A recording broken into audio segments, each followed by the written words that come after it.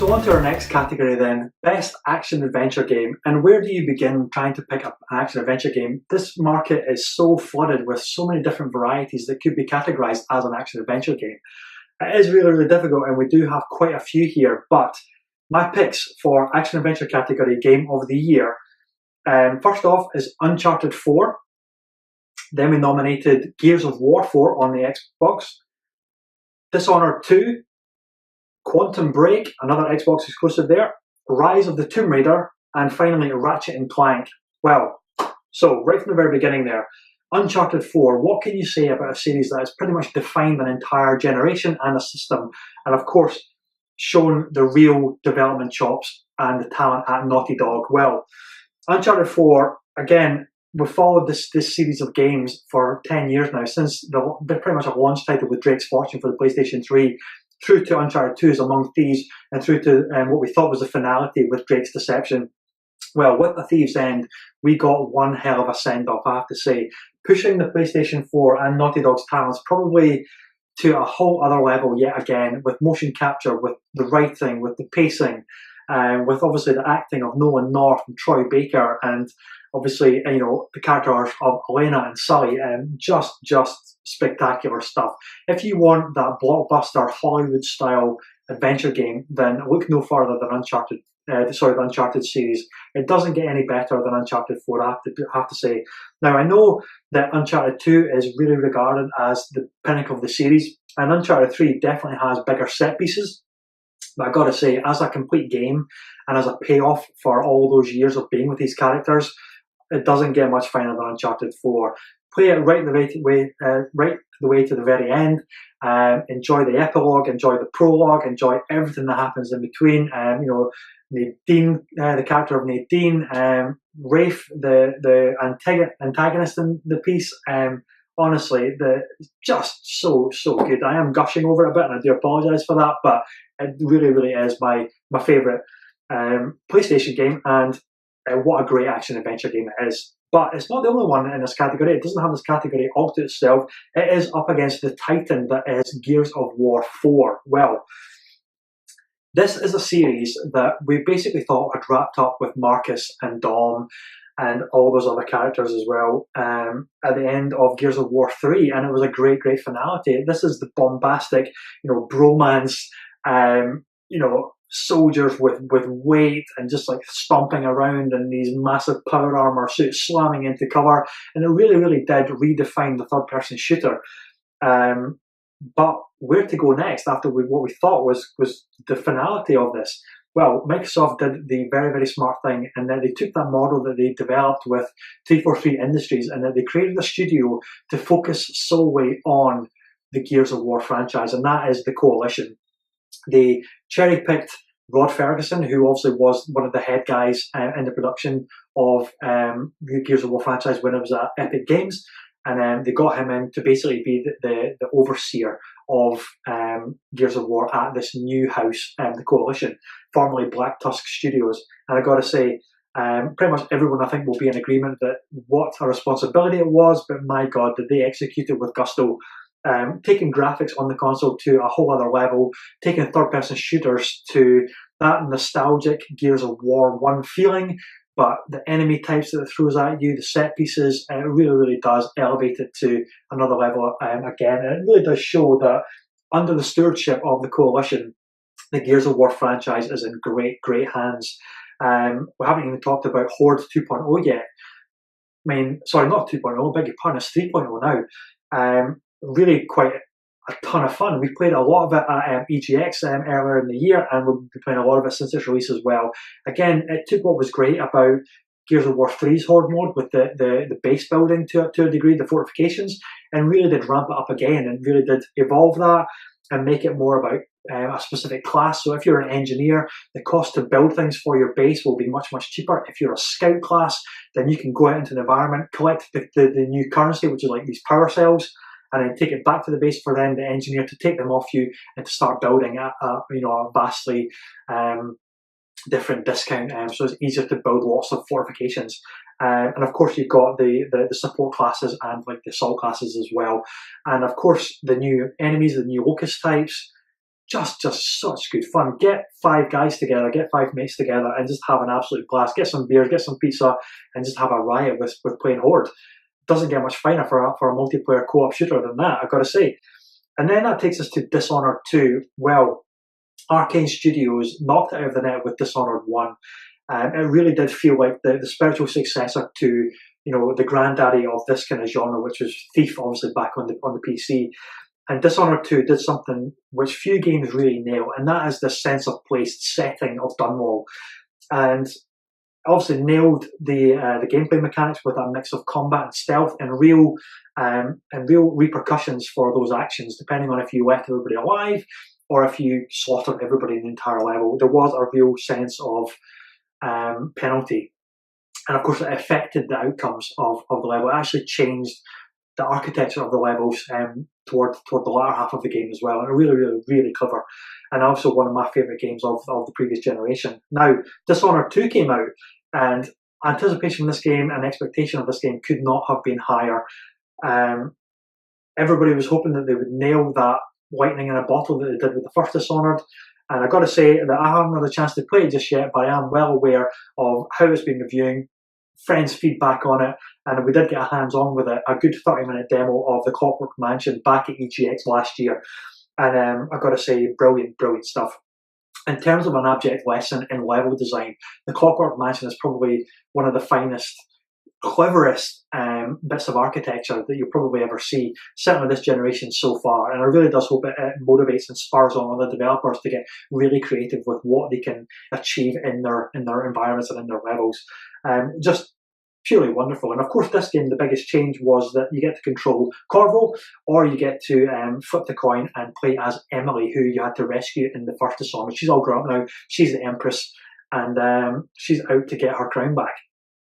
Now, next up was Quantum Break. Now, Quantum Break is from the makers of the Max Payne games, and if you're wondering why on earth the developers of those cheesy Max Payne games are on a shortlist for Best Action Adventure Game of the Year, well, let me tell you, Quantum Break was such a surprise and a really, really good, kind of refreshing kind of antidote from what you can typically expect from narrative-driven third-person shooters.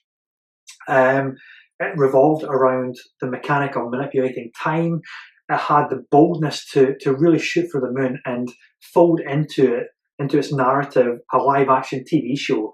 Now, I know this has been done on kind of crossover video games like Defiant, but not really a big success in the sense that the choices that you make in the game have a direct impact in the narrative of the TV show.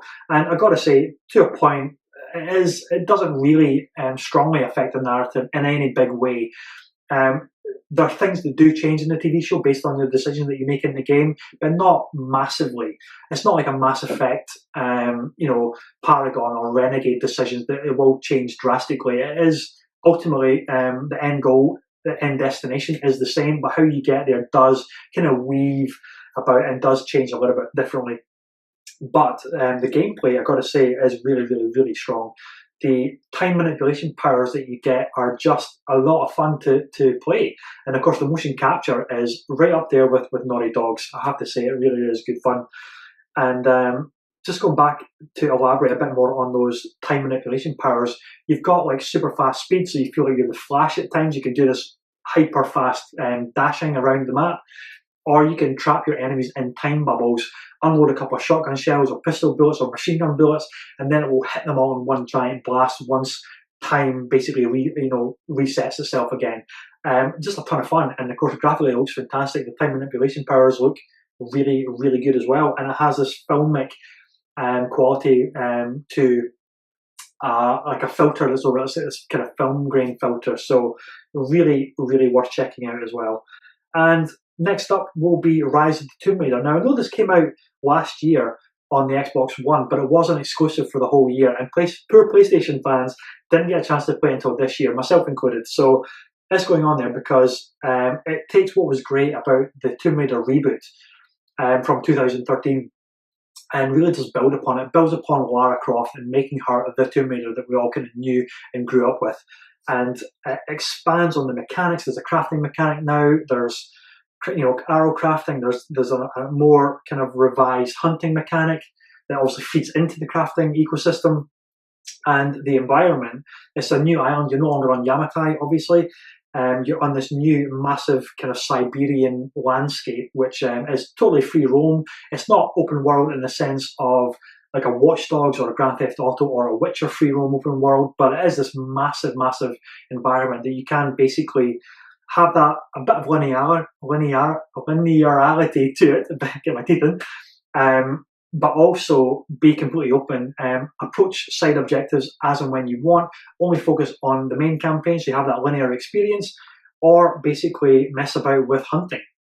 Really, really great stuff. And it does maintain that cinematic, that Hollywood cinematic blockbuster that was done so well in Uncharted, that obviously the Tomb Raider reboot borrowed from, and then built upon it even further for Rise of the Tomb Raider. So that definitely is an easy nomination for Best Action Adventure Game. And finally, I wanted to nominate Ratchet and Clank as well. This is exclusive to the PlayStation, and for those who grew up with the PlayStation 2 will be well familiar with just how great the Ratchet and Clank series were. So inventive, so colourful, so full of humour with Captain Quark and Ratchet and of course Clank. The weapons alone are absolutely worth the price of admission here. They're so humorous and so funny, and they just feel really, really satisfying to use. I mean, what other game can you deploy an inflatable sheep that is basically a bouncing time bomb? That's obviously going back to the early Ratchet and Clank games, but in the Ratchet and Clank reboot for 2016, you get the Groovatron, which is a giant glitter ball, which you lob it in like a massive grenade, and it makes all the enemies in the vicinity of it just dance like they're on Saturday Night Fever or something like that. It's a lot of fun, just filled with humour, and it is guaranteed to make you laugh, and it certainly raises a smile, that's for sure.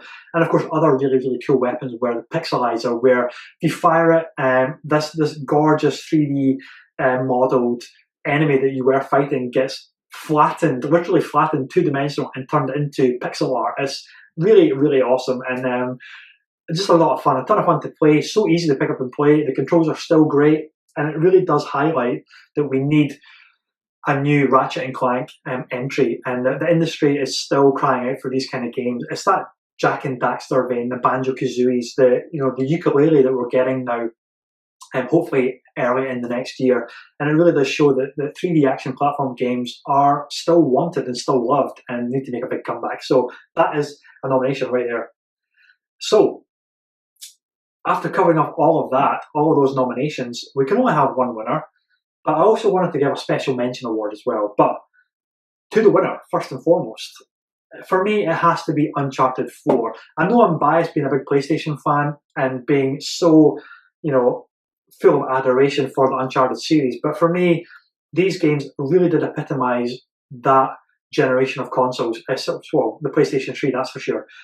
But this is the perfect send-off. This is how you do a send-off for a cast of characters that we love so much. We've seen them grow, and they really do have a character arc. They really do mature and evolve over the course of the 4 games.